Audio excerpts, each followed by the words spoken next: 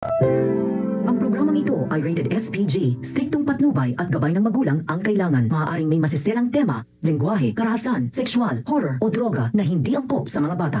여러분, 안녕하세요. Avengers Infinity War in 2018. Pacific Rim in 2013.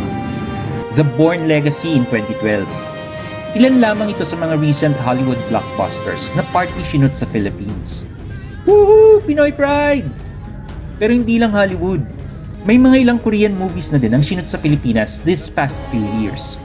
Kasama na dyan ang 2013 movies na No Breathing na pinagbibidahan ni Lee Jong-suk at So In-guk.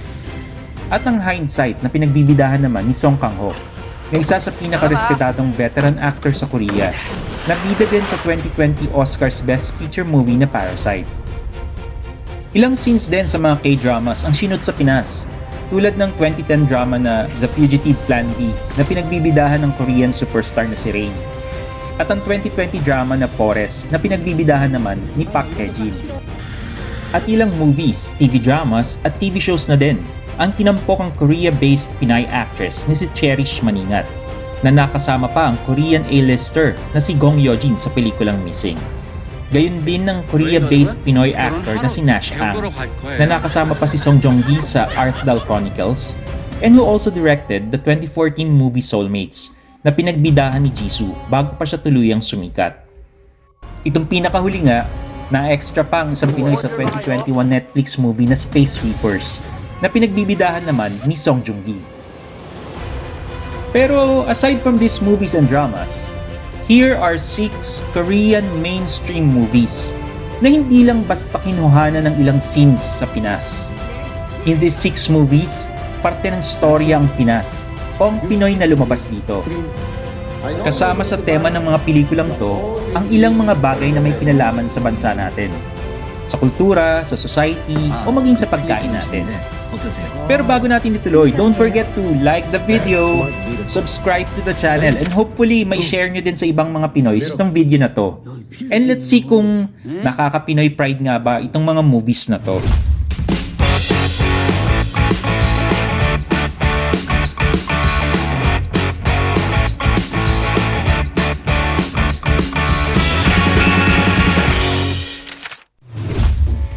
First is the 2008 movie Romantic Island na pinagbibidahan ni Lee Sung-gyun, isa ring respected veteran actor sa Korea, nakasama din sa sikat na movie Parasite, at sa 2018 popular K-drama na My Mister, opposite IU.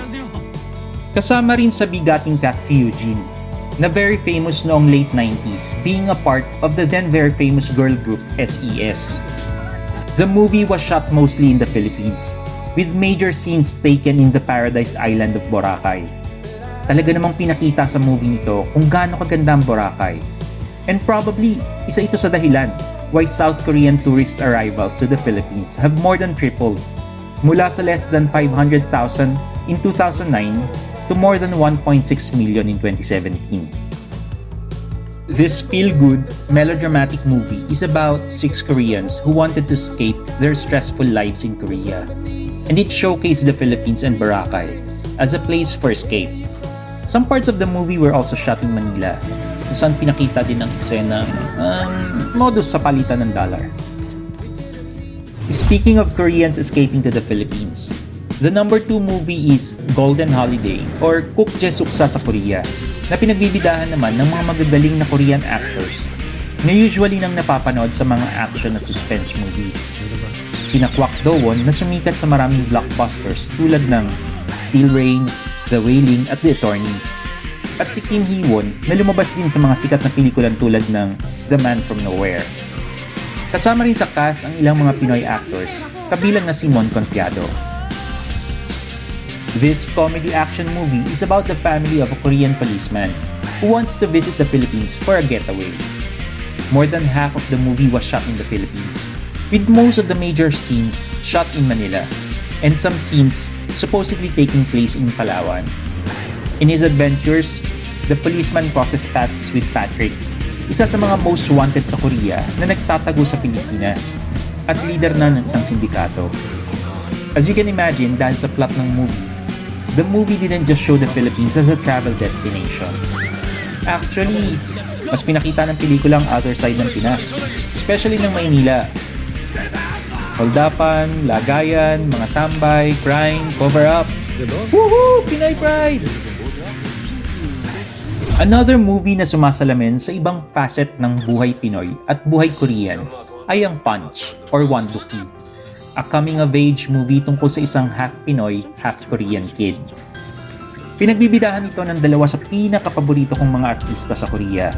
Si Yoo Ah-in na bida sa mga sikat na Korean movies na Veteran, Burning, at nitong 2020 lang ay ang zombie movie na Alive. At si Kim Yoon-sok, isa sa pinaka-acclaimed actors of all time sa Korea, na bida sa ilang mga blockbusters tulad ng The Thieves at The Fortress. Gumanap dito bilang Pinay na nanay ng bida ang dawawen niyang si Jasmine Lee. Napaka-heartwarming ng pelikulang ito na pinakita ang sad at harsh realities ng buhay ng ilang mga Pinoys at ibang immigrants dito sa Korea, pati na rin ang social challenges ng ibang mga half-Pinoy kids.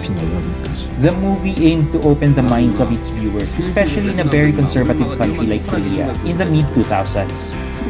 At dahil na rin sa galing ng mga artista at ganda ng mensahe ng pelikula, hindi nakapagtataka na sumikat ito through word of mouth.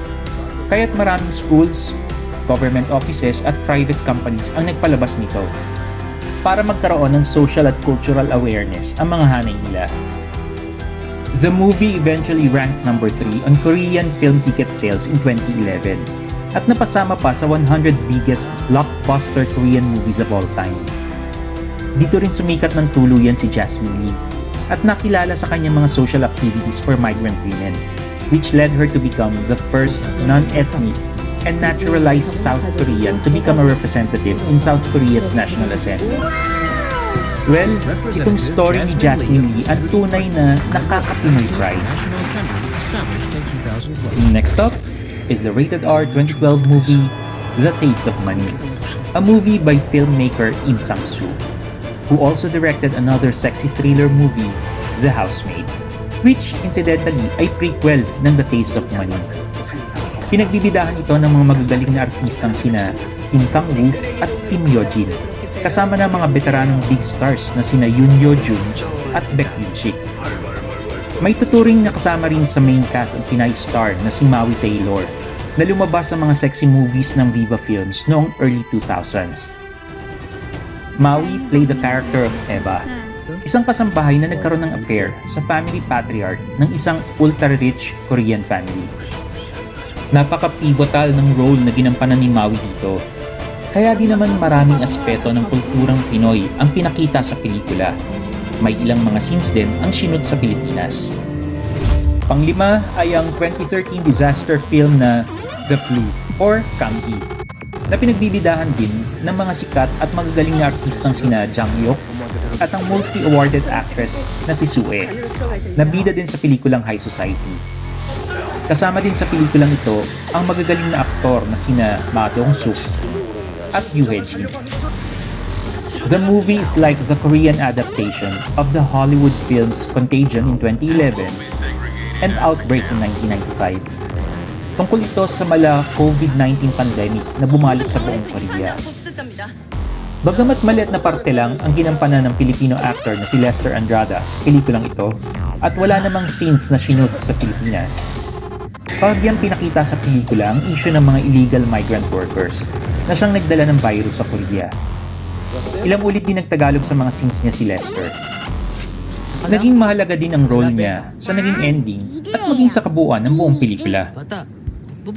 Saving the best for last is this high-caliber, all-star cast 2016 movie, Master. Tampok sa pelikulang to si Lee Byung-hun, isa sa mga highly acclaimed actors in Korean cinema, na lumabas sa napakaraming malalaking Korean movies at sa mga Hollywood movies tulad ng G.I. Joe at Terminator Genesis. Pati na rin sa 2018 K-drama na Mr. Sunshine. Nandito rin sila Kang Dong-won na bida sa Train to Busan sequel na Peninsula at si Kim Woo-bin na kasama sa highly popular 2013 K-drama na The Heirs. Monsieur Del Rosario also played a role in this movie as a Filipino politician. This movie is one of my favorite Korean movies. But that's not saying much, since Korea is fast becoming, if not yet, a motion picture powerhouse in the world. Napakalinis ng pagkakagawa ng pelikulang ito. And it can even compete with some of the best Hollywood films made of the similar genre. Cinematography, music, sound effects, and of course ang acting. Sobrang galing that I forgot how bad I felt when it started showing some sad realities sa Philippines. The movie is action-packed, pero meron din konting comedy and slight drama sa bandang huli. A big part of the movie was shot in Manila. Binondo, Intramuros, and even my beloved town, Tondo. Shout out nga pala sa mga kakosa ko dyan sa Tondo. Pinakita sa maraming eksena ang Manila skyline and famous sunset, ang Pasig River, Jones Bridge, at iba pang landmarks. I highly recommend this movie not just because it is a well-made movie, but also because it is an eye-opener sa maraming realities sa Pinas since as they say, art imitates life. The movie went on to gross around $50 million and became one of the top 50 blockbuster Korean movies of all time. So, there you have it. The 6 Korean movies kung saan, in my opinion, bumida ang Pinas o ang mga Pinoys. Maraming scenes sa mga movies nito ang nakaka-hashtag Pinoy Pride. But at the same time, napaka-glaring ng pagsasalamin sa maraming mga katotohanan tungkol sa bansa natin. I hope you guys try to find time na mapanood ang mga movies na to. Hindi lang para ma-entertain, but also para din magkaroon ng realization. Hope you guys like this video. Again, don't forget to click the subscribe button for more videos tungkol sa Korea, Pinas, and everything in between. 안녕히 계세요!